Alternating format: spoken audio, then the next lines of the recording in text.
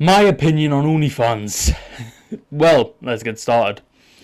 So, we're going to address some of the kind of key points that get raised in regards to it, and then, yeah, just have a bit of a rant, I suppose, because it's not going to be a good video, is it? It's not going to be a fucking high octane, fucking happy video when it's talking about people who are whoring themselves out for a couple of quid.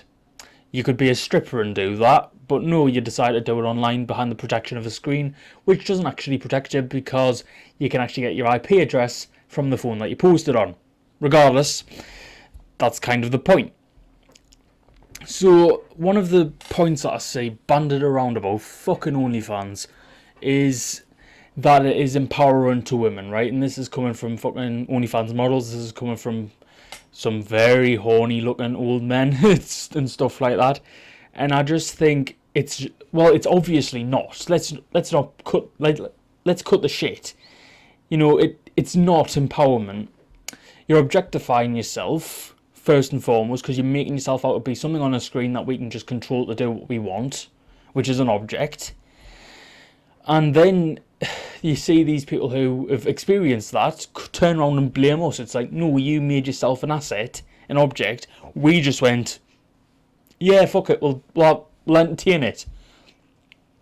You get these fucking stupid red pill podcasts, or so to speak, whatever the fuck you want to call them, because most of the time they're fuckwitted anyway, the models and the fucking people on there are way too delusional. I get pissed off with it because you see so many points getting raised, like, they still think they're desirable as well. That's the thing that really pisses us off. The models think they're desirable, if you can call them fucking models. You really can't. But they think they're still desirable. I can't think of a single man on the planet, unless they're retarded, weak, or, well, a pervert, I suppose, who would date an OnlyFans girl who slung the pussy about for a few months or a year or a couple of years for a few £100. I don't see who would date that when you're slinging yourself out. You basically are a virtual prostitute. Yeah, you might not have the body count to go along with it, but you're still a fucking prostitute as far as the definition is concerned, because you're showing part of yourself that, in my opinion, should be sacred to an extent. I'm not one of these people who believes in, no sex before marriage. I think that's a stupid thing. But, with that being said, I think if you're in a relationship with someone, that should be just between you and them. I certainly don't think it should be between you, them, and every other fucker on the internet, because let's not forget, whatever you post on the internet is permanent. It's there forever. Even if you delete it, there's still metadata to prove that you had one. So we can just search that and go, nah, we're not going with that. I mean, fuck, Jesus Christ, I've seen, when I used to be on Tinder, I haven't been on in about 6 months, I want to say, maybe. Maybe that's a bit generous, but I think it was about 6 months. I actually seen people promoting it on there as well, and I'm like, so no matter which way I turn, I can't get away from it. And that's the thing that's really concerning right now. The likes of TikTok, where, let's be honest, right? I joined Instagram at 11 years old, right? Even though the age was 13, I think, at the time. Not sure if that's changed policy, but we'll move past that for a second. TikTok's is 13. You're telling me, I've seen people on this app posting videos who are, at a guess, maybe 10 years old. I don't know why they pop up, it just gets put in the algorithm. But you do see it, and it's like, what if they stumble across it?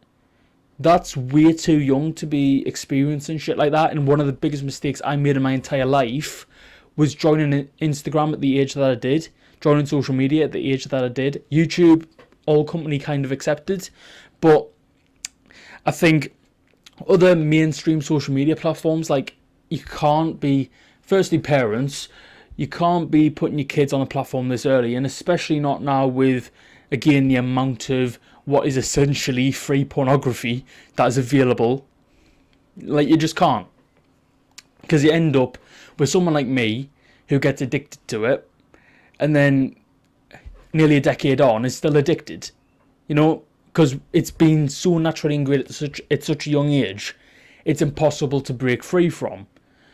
With that being said, I've never been on OnlyFans, right? I've always gone through traditional methods. But the thing that's really concerning is the fact that, again, people are signing up younger and younger to social media because they lie about their age. They get onto the platform, which, yeah, kind of is their fault, but at the same time, it should be kind of monitored, in my opinion or my view. The fact that you can scroll, and I can probably do this on my phone, you can go, let's use TikTok as the example, in less than about 10 posts I could find an OnlyFans model. I guarantee you that for a fact. And that's if I had a clean account as well. If I had a clean account where I never searched anything, I could get one within 10. I guarantee you that, 100%. And again, kids are going to get the same recommendation because it's the same fucking algorithm. Anyone who has even remotely similar interests to me, i.e. sport, whatever, there are people who go off the back of these hashtags to promote their OnlyFans. Like, people go off the back of sports hashtags, people go off the back of football hashtags, people go off the back of anything if they think it's going to make them more famous.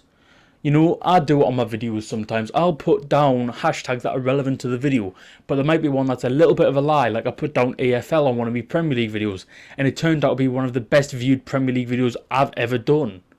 You know, like, people will do this shit. They will do it. They'll latch on to really popular hashtags. They get promoted into the algorithm because the algorithm doesn't check what the fucking content is. All it takes is one lad to scroll across, or one lass to scroll across, see the link, click it, and then go, ooh, that, bang, in. And all of a sudden they're exposed to this massive world of, like, naked pictures. They're exposed to this massive world of, I don't even know what word to use, because my first thought was fetishism or something like that. You know, they're exposed to this from a very young age, and it's so troubling. It's so troubling. So, you know, the only thing that I can think of that's a positive for OnlyFans, I suppose, is the fact that you have to pay for it. There's a paywall. That's kind of the only safety mechanism that you've got. But what they do is they gift things out. You know, they give things out to people now. A free whatever, a free $5 to subscribe to someone for a month, or the creators themselves gift out these subs and stuff, the tiers and whatever the fuck it's supposed to be. And I'm thinking, like, it's just not right, because, again, all it takes is, like, one person to screenshot shit, and it takes one person to share the login. It takes and you could just get to a stage where you get so many people exposed to it that it's become kind of ingrained in society now, and it should never have been that way. It should have been just, you know, if you wanted to have a sex worker, go and find one, I suppose, because it is illegal in the UK. But what you've done is you've basically made it legal because it's through a screen. And I just think, what are we doing as a society that we've so-called empowered these women to go and basically sexualize themselves, make themselves objects. And this is men and women who are guilty of it. Like, this is not a man versus women fucking situation, if I'm being completely frank. But you've feminism, or the modern day version of it at least, because traditional feminism I completely agree with. The modern day version is female superiority over men, special treatment, and empowering themselves to do things that should not even be remotely considered empowerment, considering you are literally exposing things that, as I said earlier, I believe that is sacred. I think that if you're in a relationship with someone, your own bodies should be kind of divine for each other, if that makes sense. Like, I get relationships don't last, and there is obviously the exception to the rule, but I think between the two people in the relationship at that time, it should be sacred between you two to only see each other's bodies and kind of no one else to say that. I get there are some people who are voyeurs and stuff like that, but aside from kind of that, even though that is wrong in itself, you know, actually just slinging your pussy out for a couple of quid is like, or in men's case, because there are men on there, slinging your cock out for a couple of quid, it's like, I don't get it. I really don't. it's a sad state of affairs when, again, it's become normalised. And I just wish we didn't have this, you know, because it would, like, it's so widespread now. Like, as I said, people are getting younger and younger doing this shit, and it's like, you're watching it and you're going, well, hold on, I would have dated you if it wasn't for OnlyFans. Like, from my perspective, I'm a single lad. I wouldn't say I'm the most attractive lad in the world, but I'm certainly not ugly by any stretch. And I can't find a decent lass because they're either so self-centered, so arrogant, not my type, or they're selling something. And it just gets frustrating. It really does, because again, you look at some of them and I feel so bad sometimes, because you look at them and you go, if you'd have been respectful, if you'd stuck to what you wanted to do instead of jumping on the bandwagon and making quick cash by selling fucking pics of whatever, then, you know, you would have been really desirable. And it's the same thing with like Bonnie Blue and shit like that, sleeping with 1,000 men, having that glorified. It's not glorifying, it's horrific. You know, I wouldn't want to be the 1,001st man on that, you know? And the people who say body count 100 and blah blah, like, it's just disgusting. It's disgusting to even think about. I think by the age of 21, if you've got a body count over 7, you're pretty much, there's something wrong with you, basically. I think, yeah, throughout the duration of your life, maybe 7's kind of a respectable number.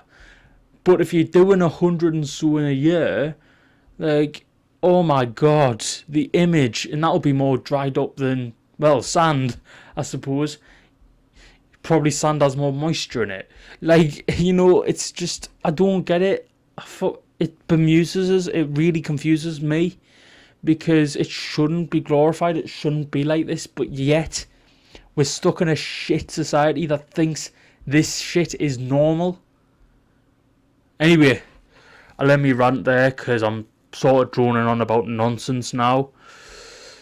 Thank you very much for watching. If you did enjoy, leave a like, subscribe, and all of that down below. If you do agree with us, obviously leave a comment. If you disagree, feel free to raise your point in the comments. I'll quite happily have a debate with you, as long as it remains respectful, of course. And yeah, until next time, I'll see you later, and goodbye for now.